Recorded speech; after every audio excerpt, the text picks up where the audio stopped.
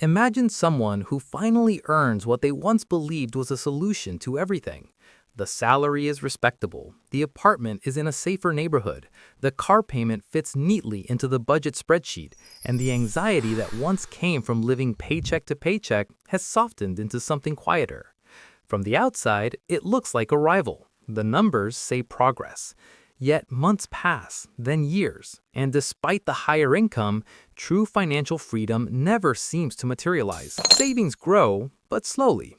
Stress shifts, but never disappears. The finish line keeps moving. This is not a failure of discipline or intelligence. It is often the structure itself. This is the middle-class income trap, and it does not operate through scarcity, but through subtle expansion. The core idea is simple, but uncomfortable. Earning more does not automatically change your financial trajectory if the system surrounding your income expands at the same pace. Income is a variable. Lifestyle is another. When both rise together, the net effect can remain surprisingly flat.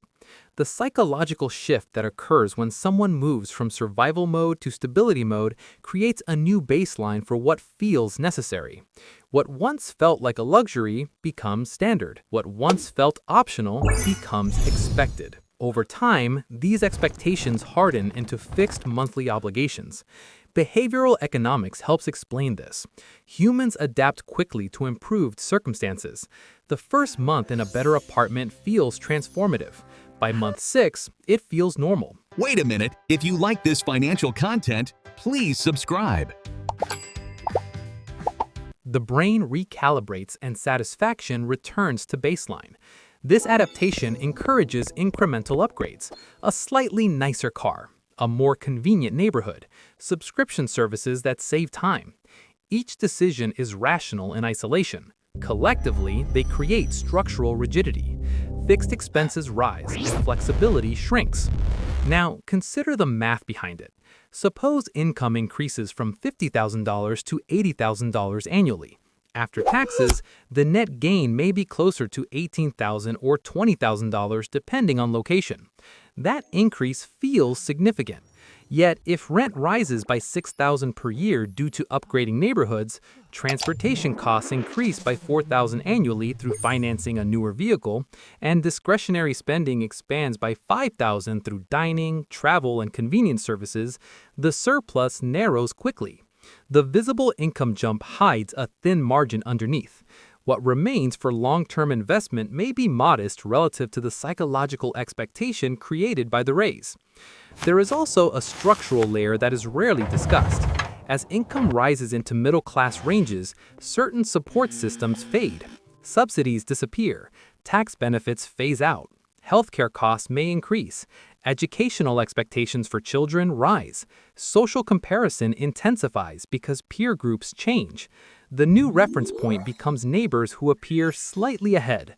The psychological pressure is subtle but persistent. Maintaining perceived stability requires consistent cash flow.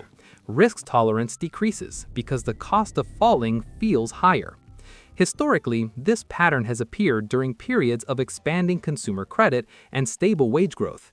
In the post-war decades across parts of North America and Europe, rising incomes were paired with rising access to mortgages, auto loans, and credit cards. Households appeared wealthier on paper, while liabilities expanded alongside assets. Net worth growth depended heavily on asset appreciation rather than cash flow discipline. When economic cycles shifted, the fragility became visible. The lesson was not that income is relevant, but that income without structural margin creates vulnerability. The trap is not about poverty, it is about compression. Fixed expenses consume a growing share of earnings. The remaining surplus, which could compound over decades, becomes thinner than expected. And compounding is sensitive to time and consistency more than to short bursts of higher income.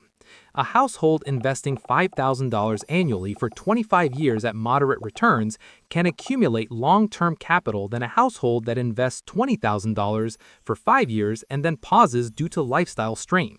Stability of contribution often outweighs temporary intensity. There is also an identity dimension. Many people unconsciously equate income level with financial maturity.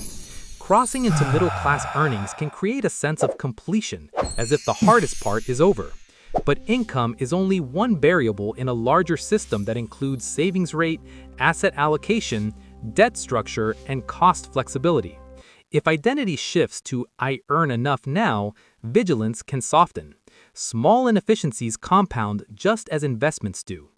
Zooming out, the broader economic system reinforces this cycle. Urban housing markets price stability at a premium. Employers reward productivity with higher salaries that are often geographically concentrated in high-cost areas. Consumer industries design tiered products that scale with income. The environment quietly encourages spending at the level of earnings. It rarely encourages maintaining prior cost structures while income rises. Escaping the middle-class income trap does not require extreme frugality or rejection of comfort. It requires awareness of thresholds. The critical variable is not income alone, but the gap between income and fixed obligations. That gap determines resilience, investment capacity, and optionality. When the gap widens meaningfully, choices expand. When it remains narrow despite higher income, the system remains tight. The psychological shift then is subtle but powerful. Instead of asking, "How much do I earn?" the question becomes, "How much flexibility does my structure create?" Instead of upgrading lifestyle immediately after every raise, the focus turns to preserving margin long enough for assets to compound. Instead of viewing middle-class status as a rival, it becomes a transitional phase where discipline matters more, not less. The middle-class income trap is not dramatic. It does not announce itself through crisis. It operates quietly through normalization. Understanding it changes the frame. Income growth becomes a tool rather than a destination. Stability becomes a platform rather than a finish line. And the measure of progress shifts from visible consumption to structural freedom, which is slower to display but more durable over time. When income stops being the headline and margin becomes the focus, the system begins to work differently. The numbers don't need to be extreme, they need to be consistent. And consistency over long horizons is often the variable that determines whether rising income translates into lasting financial strength or simply into a more expensive version of the same constraints.